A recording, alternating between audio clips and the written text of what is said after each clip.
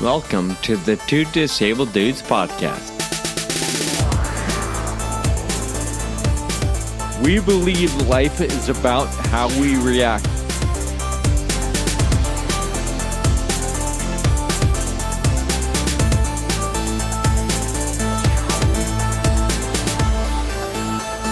Hey, thanks for tuning in today. This is Sean, and I'm finally live, sort of, recording live again with Kyle on the other end of Zoom in his home studio. Kyle, what's going on, man? Yeah, this is amazing to have a real-time conversation and to be able to give each other crap right over Zoom here.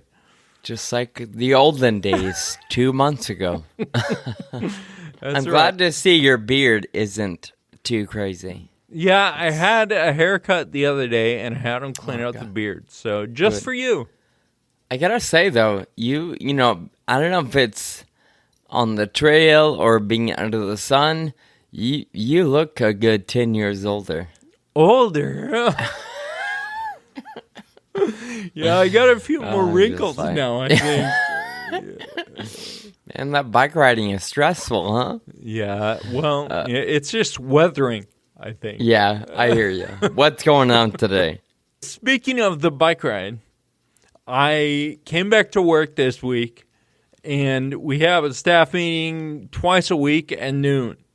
And for the first part of the staff meeting, I was able to share about my trip, and that was really empowering to have a team that's so supportive and interested, right, in what I'm doing. So I'm telling the story, and my first comment, and this is actually kind of to you too, my first comment is it's really great to have a team that can pick up the slack while I'm gone. You know this. I didn't check my email for like a month. Yeah. You know, and so I really appreciate that. But as I was telling you this, you know, there's, 20 people on the call, maybe a little less than that, 15 or something. But I start getting choked up and I start crying. And this is not uncommon. Right. And I hate it.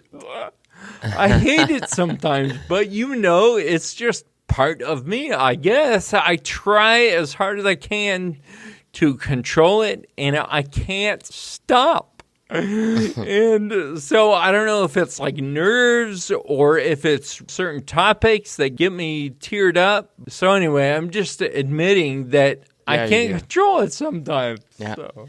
Nothing wrong with that, though. Do you have that problem too sometimes? Or I say problem, issue, I guess? Not quite as dramatic as you do, but yeah, I'll get emotional from time to time.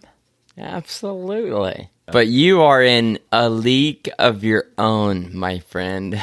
I know. Well, and, Ron Bartek is on these staff calls as well. And it's always like, who's going to cry first, Kyle or Ron? I would imagine you're more susceptible to that as well when you look around the room and it's people that you're close with.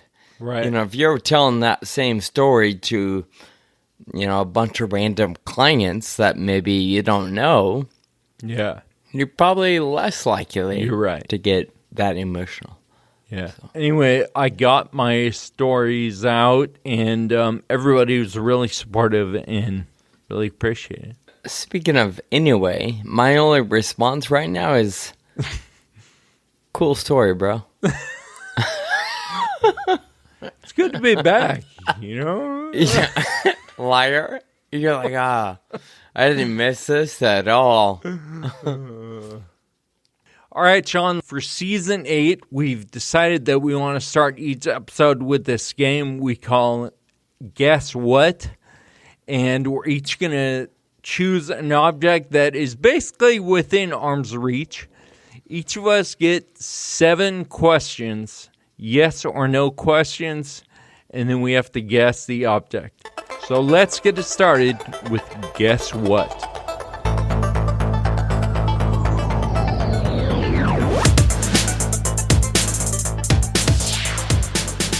7 questions. Here we go. Is it something that stays within arm reach? Like, does it live on your desk or in that studio corner? It shouldn't live on my desk, but like it should be in a drawer. And Okay. I'm realizing that I gave too much information. But I mean, ultimately, and you don't have to answer this, but I could easily go get a pillow from my bed and bring it over to the desk. That would be abnormal. That it doesn't belong there, I guess, is what I was thinking about. All right, so we know it belongs in our drawer because you gave me a whole lot more than yes or no. Can you hold it in one hand? Yes. Does it plug into anything you need at the desk? No. Do you have more than one? Yes. That's 4. Does it need batteries or power to operate? No.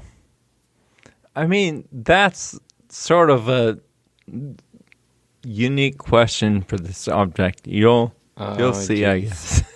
Oh, dear. Do you have to connect it to something else for it to operate or for it to function? Yes. Ooh, I wonder if your item is the same as my item. Is it designed to be able to transfer information from one computer to another? No. So I'm So out of that's questions. 7. Now you have to guess. Now I have to guess. It does require you gotta plug it in to operate. Oh, hold on. Everything I'm thinking about doesn't belong in a drawer. So hold, please. This is harder than I expected. So I'll give you a hint. You said it in one of your questions. Oh no. Is it a battery? Yes, because you said Oh doesn't my require batteries, and I was like, I guess Technically, not. no. All right, yeah, I would not have guessed that. So thanks for the hint. Yeah, all right, so does that mean you owe me a beer? Because you admit you wouldn't I wouldn't have guessed that. it. Yeah, No, I wouldn't have thought that. So, yes, right now you're up 1. All right, Sean, my turn to ask the questions here. Yes, sir. What you got? When you were asking me questions, you said it might be the object that I had in mind. Has your object changed since then? Yes. Dang it. It's gonna be a lot harder. Will it fit in the palm of your hand? No. Do you use it every day? Yes. Ooh, every day. Does it bring you joy? In a roundabout way? Yes. Okay. So maybe indirectly. Yeah. Or roundabout. I mean, This is or roundabout. All right. I felt like you were correcting my English. Does it plug in to the wall or to your computer? No. No. It's not electronic. All right. You said you use it every day. Do I use it every day? Do people use it every day? I guess is the question. Yes. You have 1 left. Is it in your room right now? Like you're looking at it? Or you could look at it? Yeah, okay. Yes. Is that my last question?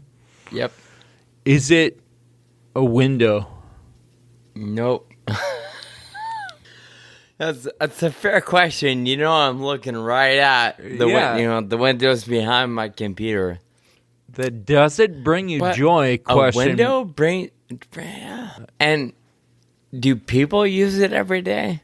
I mean, some people. Also, like, I just kind of wanted to end Throw this something game. out there. My item today is my planner, my calendar. I guess it doesn't fit in the palm of your hand. You can pick it up. You can carry it with one hand. Right. But it doesn't fit in the palm. And although it doesn't bring me joy, it does help me stay on track or remember things here in the appointments or commitments. So yeah, in a roundabout way. Well, indirect. All right. So let's go ahead and add that to the tally. So we even. Both lost that one. And we both won last time. Yeah, we did. That is an interesting segment that we have somehow landed on for this season. I am really curious, though, Kyle, if there are listeners out there that are able to guess correctly as we go. So please, if that's you, reach out. Maybe tag us on Instagram or Twitter, or email us, whatever you want to do. We'd love to know if you're nailing it in our place. Kyle, you're in charge of the overall topic and content for today. You mentioned it early on. The bike ride's over. You guys accomplished quite a feat. So set this piece up for us, would you? Let's get into it a little bit. I had a little notebook, and while I was laying in my tent before I got to sleep, I would write a few things down that I had been thinking about throughout the day. And the day is like 10 hours on a bike, and all you're doing is sitting there in your own head, right? Like maybe you have a little conversation now and again with somebody else, but I certainly was not talking to people for 10 hours a day. And so I'm in my head and I'm just thinking about things. And one of the things I thought about was that I appreciate having the choice to do whatever I want with my life. I think for me and for many of us, it's been really hard the last few years during the pandemic and lockdown and different rules. And if you go to get a haircut, everyone thinks you're trying to kill people. And ultimately, I really do agree with all the regulations that are there to keep us safe. But I also think about the fact that it's been really hard to feel like everyone else is imposing their will, and I'm feeling a little bit squashed, not being able to do the things I want to do for good reason. Like I said, I don't disagree with the reasons, but I think it's been hard. So this trip was an opportunity for me to exercise my will and do what I need to do. And I specifically thought about it on the really tough times. Like we're climbing a hill for like 6 hours. And I'm going, oh my gosh, this is miserable. My legs are burning. Everything hurts. It's 100 degrees outside. And why are we even doing this? This is insane. Can we even do this? And then to think, you know what? I chose this. This is what I chose. And I think that makes all the difference that we're able to choose. I mean, in this case, choose our suffering, right? Like, when we feel like the whole world is imposing suffering on us and we're unable to have a word in the conversation, it's a whole lot different. So that's kind of my overall thought. There's a bunch in there, but one thing I'm picking up on is the hardship or the suffering or the frustrating element is different when somebody tells you you have to do it that way versus you deciding, I'm going to do it that way. Totally. Like, if someone told me, you better go climb that mountain and you better be done by tomorrow, you know, on your trike, whatever. Like, that's a whole different story than if I'm like, I really want to tackle that mountain and see if I can get to the top. Sure. And, you know, there's so much implication here, right? Because, well, for multiple different reasons and different approaches throughout the globe. For the last couple of years, the government has told everybody when they can leave the house and when they can't, Right. or when they can go to the store. So all that is one thing. But then I also think about chores, especially as kids. Like, as an adult, I find a lot of joy in a clean car. So I actually enjoy cleaning my car and vacuuming it and getting it all nice and pristine probably once a month.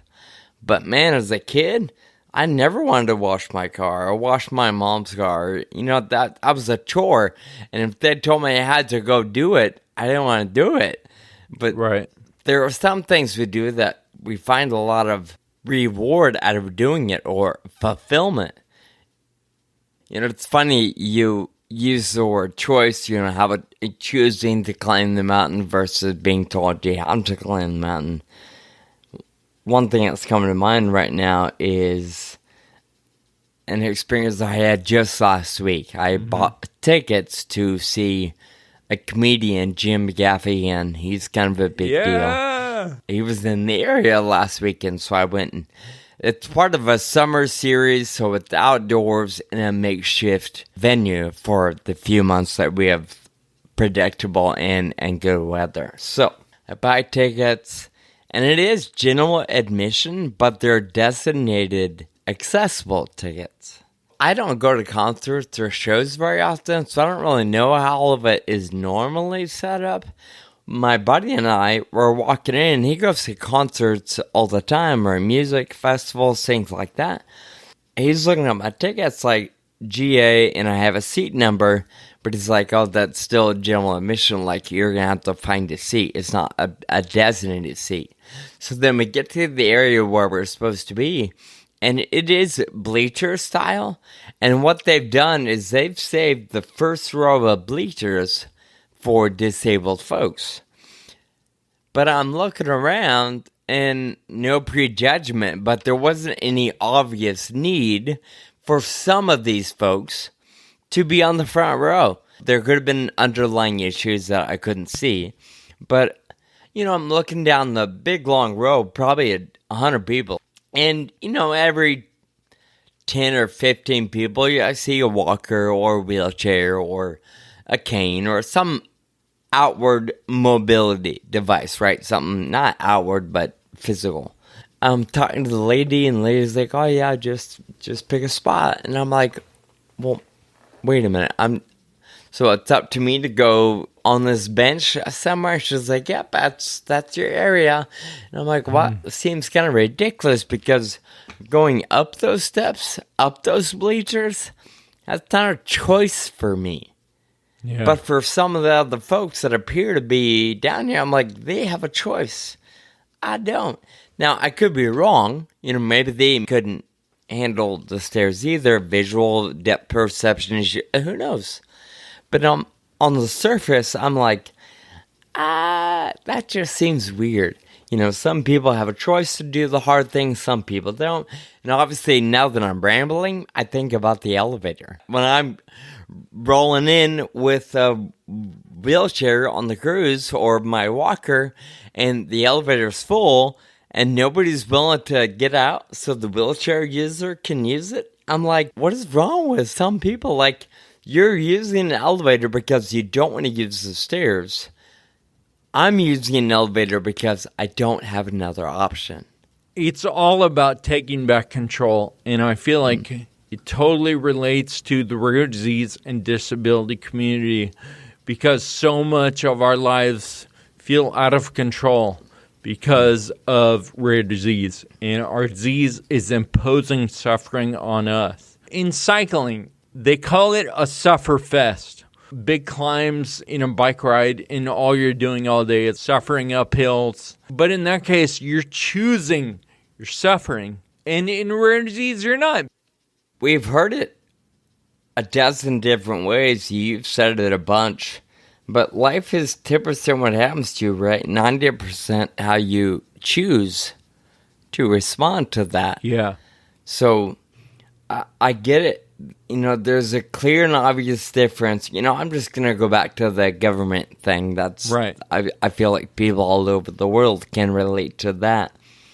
It's one thing if I'm in the mood to wear a mask. It's a whole nother thing when somebody tells me I have to wear a mask, totally. Or a face covering, whatever you want to call it. And the same can be said about rare disease, right? And in my opinion, my life is good. Could it be better if I got rid of FA? Hell yeah, it could. But I'm still going to choose to make the most of what I'm able to do and the breath I'm allowed every day. I'm going to choose to still, live a pretty good and awesome and fulfilling life. But I guess at some point, I have a choice of how I'm going to respond to my disability, right, or my condition. Yeah, and identifying the things that you are still in control of, even though your rare disease has taken so much away, is probably the key in finding those ways where you can react in an empowered and controlling way, taking back a little control over your life. Yeah, and I would argue more than just identifying what's in your control, we all have an opportunity to take a deep breath when something goes terribly wrong and choosing our response. Because the reality of it is we're all going to have bad days, right? Somebody's going to get a flat tire. A water pipe at your home is going to burst. Things are going to go wrong. And you could think this is the end of the world. Or you could think, okay, here's a pretty massive speed bump. What am I going to do to work around this mountain? It obviously doesn't only apply to rare disease. It applies to every situation in life. How do I respond to be able to get a little control back over this situation? In this particular instance, I'm also just starting to think about my brother, right, who was injured a couple of years ago, and now he's paralyzed from the waist down. And there's a lot about that situation he cannot change.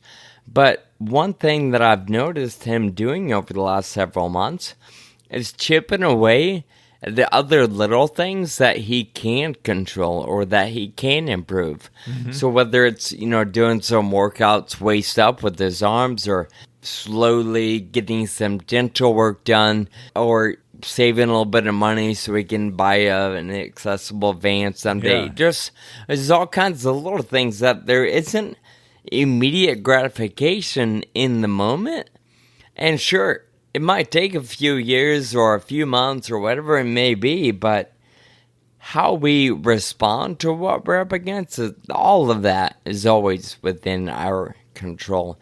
And I believe it makes a world of difference in moving forward with life. Absolutely, yeah. It affects the outcome, right? Mm-hmm. The way you respond, whether it's positive or negative, it's going to affect the outcome of whatever situation, and then ultimately the outcome of your entire life, right? Yeah, for sure. So I want to challenge all of us, mainly me and you, to identify the ways that we can make a difference in our lives that we are in control of, and think about that in every single situation so that we can figure out how to respond more positively and more effectively to change the situations in our lives. Or at the very least, change the outcomes.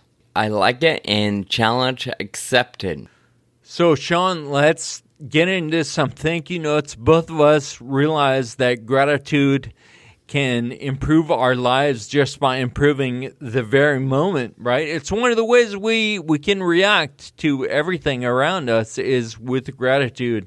And so one of those ways is just saying it out loud, saying what we're grateful for. And so each of our episodes end with these thank you notes. Who do you have to thank today? I'm saying thank you to a coworker we just met for the first time a couple days ago, but I was instructing or presenting in a setting that we don't normally do. We call it Return to Learn, but basically a classroom type setting, and people from all over the company can come and be a part of this presentation. I had somebody in attendance that I didn't really know personally, and to kick the day off, I asked why he chose to come to my session. There were other, 20 other sessions that people can choose to go to, and I just threw it out to the room. Why do you choose this one? It was a class or a lecture really on public speaking and some improv techniques and whatnot. And the other options are, learn how to make pasta, learn how to build a beautiful cheese board. There's lots of amazing choices, but, I had 12 people show up, or 15 or so. So this guy was like, man, I'll be honest with you, I'll share first. I came here because of you. I know your story. I've seen you on stage, and one of our big events, our annual event, I'm on stage quite a bit for. So he said, I saw you a couple of years ago leading this big party, and it was just such a blast. You were so inspirational and funny, and that's why he chose to be there. And I'm like, that was not the answer I was expecting, right? Especially with public speaking. I thought somebody might say, oh, I hate being asked to talk at a wedding or a friend's house, so I'm here to learn a skill or two to help me get over that fear. I was expecting something kind of generic. But the way he responded about Sean, I was like, damn, I was getting goosebumps. Yeah, that's so I cool. really appreciate, and not to toot my own horn, but in this particular case, I really appreciated his willingness and courage to just be open about that and honest and just say, I don't know what to expect, but I trust that it's going to be a good day because, of your reputation. So I'm like, dang, all right, that's cool. I appreciate somebody taking the opportunity to express that kind of gratitude in that manner. So thank you, Robbie. Absolutely. My thank you note goes out to my team on Ride Wild. We spent 23 days on the bike trail together. I talk about these climbs. These climbs are really tough, and my back wheel was slipping a lot, and so it required a push up a lot of these climbs. They would ride ahead and stage themselves, set their bike down, walk back down the mountain, push me up, grab their bike, and go repeat that process. It was really tough on everyone, but everyone was down for the challenge and excited to be there and just to be a part of something big and awesome and empowering. And to have that attitude with all the work involved was really great for me. I really appreciate it, so thank you to Team Ride Wild. That's awesome. Thank you for sharing that. Kyle, I'm glad you're back. Thank you for hanging out with me again today and allowing this podcast to continue. Listeners, thank you for listening today. We look forward to chatting with you again next week. Until then, keep living with urgency.